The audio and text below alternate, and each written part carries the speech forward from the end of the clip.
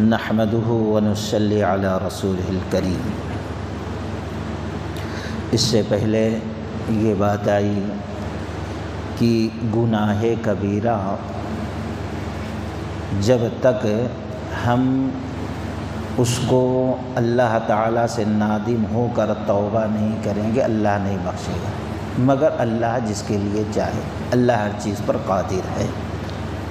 اور دوسرے معافی کے کیا شرائط ہیں، اور تیسرے کچھ اعمال ایسے ہیں اگر ہم سے سرزد ہوتے ہیں تو ان کے وجہ سے نیکیاں ہماری برباد ہو جاتی ہیں۔ اب آج کے درس میں ہم یہ دیکھیں گے تفصیل کے ساتھ کہ وہ کون سے اعمال ہیں، اگر ہم اس کو صحیح طریقے سے انجام دیتے ہیں تو اللہ ان اعمال کے ذریعے سے چھوٹے صغیرہ گناہ معاف فرما دیتا ہے۔ ان میں سے ایک چیز ہے وضو۔ اگر حقیقت میں کوئی مومن مسلمان ہے تو کم سے کم 5 مرتبہ تو ضرور وہ وضو کرے گا، نماز پڑھے گا، اور جب نماز پڑھے گا تو اس وقت تک نماز قابل قبول نہیں ہوگی جب تک کہ صحیح طور پر وضو نہ ہو۔ اللہ کے نبی صلی اللہ علیہ وسلم کے صحابی ابو ہریرہ رضی اللہ تعالیٰ عنہ حدیث نقل کرتے ہیں، اور امام مسلم رحمۃ اللہ علیہ نے مسلم شریف کے اندر اور دوسرے محدثین نے اس سے ملتی جلتی کئی احادیثوں کو نقل کیا ہے وضو کے فضیلت کے بارے میں۔ ابو ہریرہ رضی اللہ تعالی عنہ کہتے ہیں کہ رسول اللہ صلی اللہ علیہ وسلم نے فرمایا کہ الا ادلکم علی ما یمحو اللہ، کہ اللہ کے نبی صلی اللہ علیہ وسلم نے فرمایا کہ کیا میں تمہیں ایسے عمل کے بارے میں خبر نہ دے دوں اگر تم عمل کرو تو بہ الخطایا ویرفع بہ الدرجات، اللہ تعالیٰ اس عمل کے ذریعے سے تمہارے غلطی گناہ کو مٹا دے، اور اسی عمل کے ذریعے سے وجہ سے تمہارے درجات بلند کر دے۔ قالوا بلی یا رسول اللہ صلی اللہ علیہ وسلم، صحابہ اکرام نے کہا ہاں کیوں نہیں اللہ کے نبی علیہ الصلاۃ والسلام بیان فرمائیے۔ قال، آپ صلی اللہ علیہ وسلم نے فرمایا اسباغ الوضوء علی المکارہ وکثرۃ الخطا الی المساجد وانتظار الصلاة بعد الصلاة فذلکم الرباط۔ آپ صلی اللہ علیہ وسلم نے فرمایا کہ اچھے طریقے سے وضو کرنا سختیوں کے دنوں میں ایک چیز، اور وکثرۃ الخطا الی المساجد، اور مسجد کی طرف چل کر جانا، اس سے غلطی خطا معاف ہوتی، اور ایک نماز کے بعد دوسری نماز کا انتظار کرنا، یہی ہے رباط، یہی ہے رباط۔ رباط کا مطلب کیا ہے؟ جنگ ہو رہی ہے اور دشمن کی فوج سرحد پر ہے، حملہ کرنے والی، تو ایسے وقت میں کچھ لوگ ٹھہرے رہتے ہیں بارڈر پہ کہ کبھی بھی دشمن کتنی بھی کوشش کرے تو ہم پر حملہ نہ کر سکے، ہمیں نقصان نہ پہنچا سکے، اس کو کہتے ہیں رباط۔ تو گویا یہ اعمال جو نبی علیہ الصلاۃ والسلام نے بیان فرمائے، اگر ہم اس کو کرتے رہتے ہیں تو اس عمل کے وجہ سے ایک فائدہ یہ ہوگا، ہمارا سب سے بڑا دشمن جو ہے وہ دشمن ہمارے دل کے اندر، ہمارے نفس کے اندر کبھی غلط وسوسہ نہیں ڈال سکتا، ہم سے اللہ تبارک و تعالیٰ کی نافرمانی نہیں کرا سکتا۔ تو خیر، یہاں پر اللہ کے نبی علیہ الصلاۃ والسلام نے گناہ معاف ہونے کا جو ذریعہ بتایا وہ یہ ہے کہ اسباغ الوضو، سختی کے دنوں میں وضو کرنا۔ سختی کے دنوں میں وضو کرنے کا مطلب کیا ہے؟ اب سردی کا موسم ہے، ٹھنڈا پانی ہے، دل نہیں چاہ رہا ہے، لیکن اللہ کے حکم کو پورا کرنا، وضو تو کرنا نماز، اب پھر بھی انسان وضو کرے، تھوڑی تکلیف تھوڑی سختی برداشت کر لے، ایک مطلب یہ۔ دوسرے، بیمار ہے، زخم لگا ہوا ہے، پھر بھی اللہ کی رضا کے لیے، فضیلت کو حاصل کرنے کے لیے وہ وضو کرتا ہے، تو یہ ہے سختی کے دنوں میں وضو کرنا۔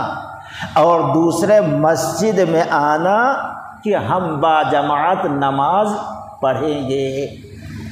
اور تیسرے یہ کہ ایک نماز کے بعد دوسری نماز کا، اب فجر پڑھ لیے، آپ چلے گئے اپنے کام میں مصروف ہیں، لیکن آپ لاپرواہ نہیں ہیں، آپ کے دماغ میں یہ چیز ہے کہیں ایسا نہ ہو تھکان کی وجہ سے میں سو جاؤں گا تو ظہر کی جماعت چھوٹ جائے گی۔ انسان اس کے بارے میں کوشش کرتے رہنا، ظہر، عصر، مغرب، عشاء، فجر، یہ ہے۔ تو یہ دو عمل بتایا گیا، ایک تو اچھی طریقے سے وضو کرنا، اور دوسرے مسجد کی طرف چل کر آنا، اور تیسرے ایک نماز کے بعد دوسری نماز کا انتظار کرنا۔ اور ایک دو روایت میں ہے کہ اذا توضأ فاحسن الوضوء، جب تم میں سے کوئی شخص وضو کرے تو اچھا وضو کر کے آئے۔ اب اچھا وضو کرنے کا مطلب کیا ہے؟ اچھا وضو کرنے کا مطلب یہ ہے کہ سنت کے مطابق وضو کرے، اور وضو میں زیادہ پانی خرچ نہ کرے، جتنا نل کھول دیے جا رہا ہے پانی، اس سے اتنے پانی سے تو ہم نہا سکتے ہیں، اس کے بارے میں بھی حساب ہوگا، ایک ایک قطرے کے بارے میں۔ حد سے زیادہ پانی خرچ نہ کرے، جتنا ضرورت ہے اتنا، 3 مرتبے سے زیادہ اعضاء کو نہ دھوئے، یہ بھی سنت کے خلاف ورزی ہے۔ تو اس طریقے سے اچھا وضو کرے، پھر قدم با قدم چل کر آئے۔ تو اللہ کے نبی نے فرمایا جب ایک شخص نماز کے لیے مسجد کی طرف چلتا ہے، قدم اٹھاتا ہے، تو ایک گناہ معاف ہوتا ہے، جنت کے اندر ایک درجہ بلند ہو جاتا ہے۔ اب نبی علیہ الصلاۃ والسلام کا طریقہ کار کیا تھا، اور آپ نے جو سکھایا ہے، بخاری، مسلم، ابو داؤد، نسائی، ابن ماجہ، یہ ساری حدیثوں میں دیکھیے باب الوضو، یہ ہے کہ جب وضو ہم کرنے جا رہے ہیں تو بسم اللہ کہنا ضروری ہے۔ اگر بھول گئے تو جب یاد آیا بسم اللہ پڑھ لے ایک بار۔ کچھ لوگ ہیں یوں دھوئے بسم اللہ، منہ دھوئے بسم اللہ، ہاتھ دھوئے بسم اللہ، بائیں ہاتھ پیر دھوئے، مسح، ہر وقت بسم اللہ، یہ بدعت ہے۔ شروع میں صرف ایک بار کہیے بسم اللہ۔ اگر کسی کو یاد ہے، یاد ہونے کے باوجود بسم اللہ نہیں کہتا تو اس کا وضو نامکمل ہے، ایک چیز۔ پھر اس کے بعد جب ہاتھ دھونا شروع کرتا ہے تو اچھے طریقے سے یوں خلال کر لے، یوں نہیں، پورا اس طریقے سے خلال کیا جائے۔ غلطی ہوتی ہے، یوں ایسا دھو لیا جائے، صحیح یہ ہے ایسا کیا جائے۔ پھر اس کے بعد جب آپ پانی لیتے ہیں تو ایک چلو پانی لیں، آدھے چلو کو منہ میں ڈالیں، آدھے چلو کو ناک میں ڈالیں۔ یہ حدیث کے خلاف ہے کہ کلی کے لیے آپ الگ پانی لے رہے ہیں، پھر ناک میں ڈالنے کے لیے الگ پانی لے رہے ہیں۔ ابو داؤد کی حدیث ہے، امام ابو داؤد رحمۃ اللہ علیہ، امام نووی رحمۃ اللہ علیہ نے اس حدیث کو ضعیف کہا ہے، جس کے اندر کلی کے لیے الگ سے پانی لیا جائے اور ناک میں ڈالنے کے لیے الگ سے پانی لیا جائے، یہ سنت کے خلاف۔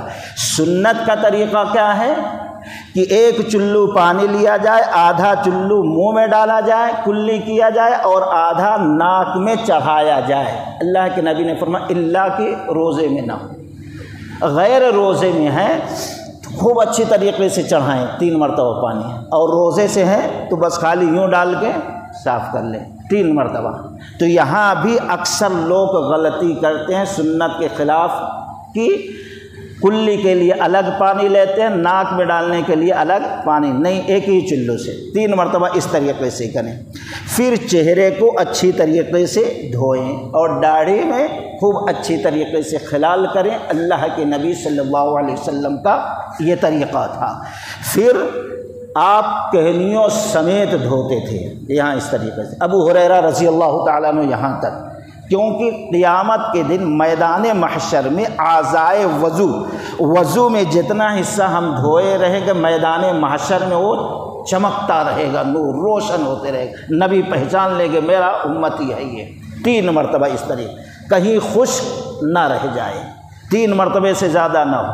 پھر بایاں ہاتھ، پھر اس کے بعد یہ کان سر کا حصہ ہے، اس طریقے سے پیشانی سے جہاں سے بال اگا ہے لیا جائے۔ اللہ کے نبی کا طریقہ تھا گدی تک لاتے تھے، پھر گدی سے اسی انداز میں لایا جائے یہاں تک۔ پھر یہ دونوں انگلی کو کان کے حصے میں پورا داخل کر کے پھرایا جائے، باہر کے حصے میں کان کے یہ انگوٹھے کو لیا جائے۔ اب کچھ لوگ الگ سے پانی لیتے ہیں، اگر ضرورت ہے تو لیا جائے، نہ لیا جائے تو بہتر ہے، ضرورت نہیں ہے، کیونکہ کچھ لوگ سر کا مسح کر لیتے ہیں یوں، اور سر کا مسح کر کے پھر پانی لیتے ہیں۔ اگر کبھی کوئی لے رہا تو کوئی فرق نہیں، ورنہ لینے کی ضرورت نہیں ہے، کوئی سنت نہیں ہے۔ تو 1 مرتبہ سر کا مسح کرنا ہے، 3 مرتبہ نہیں کرنا، اور پھر یہاں سے شروع کریں یہاں تک۔ کچھ لوگ یہاں تک کر لیتے پھر چھوڑ کے یوں، یہ سنت کے خلاف ہے، بدعت ہے، حدیث کے اندر نہیں ہے، اس بات کو یاد رکھیں۔ پھر اس کے بعد پیر دھونا ہے ٹخنوں سمیت۔ اللہ کے نبی صلی اللہ علیہ وسلم کا طریقہ کیا تھا؟ پیر کے انگلیوں میں، یہ چھوٹی انگلی جو ہے انگلیوں میں یوں ایسا کرتے تھے یہ، اور ہم لوگ اوپر اوپر دھو لیتے، یہ بھی خلاف سنت ہے۔ سنت کا طریقہ، ہم اچھا وضو کرنا چاہتے ہیں اور وضو کی فضیلت حاصل کرنا چاہتے ہیں تو اپنے پیر کی انگلیوں میں یہ انگلی اس طریقے سے داخل کیا جائے، پورا دھویا جائے۔ جب دونوں پیر دھو لیے تو تھوڑا شرمگاہ کی جگہ پہ ایسے پانی کا چھینٹا مار لیا جائے۔ پھر اس کے بعد اللہ کے نبی صلی اللہ علیہ وسلم نے فرمایا، دعا پڑھا، اشہد ان لا الہ الا اللہ واشہد ان محمدًا عبدہ ورسولہ۔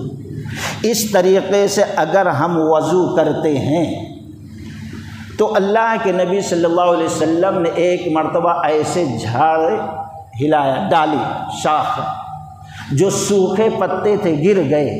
آپ نے فرمایا جیسے یہ سوکھے پتے گر گئے، وضو کرنے کی وجہ سے ایسے گناہ بھی جھڑ گئے، اسی طریقے سے۔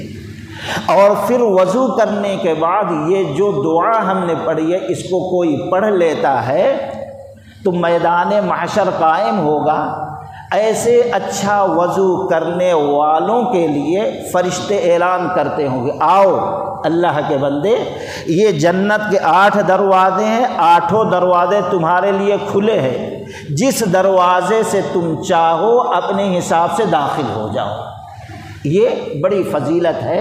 تو خیر، وہ اعمال ہم یاد کریں جن عملوں کے وجہ سے ہمارا درجہ بلند ہوتا ہے اور ہمارے گناہ معاف ہوتے ہیں۔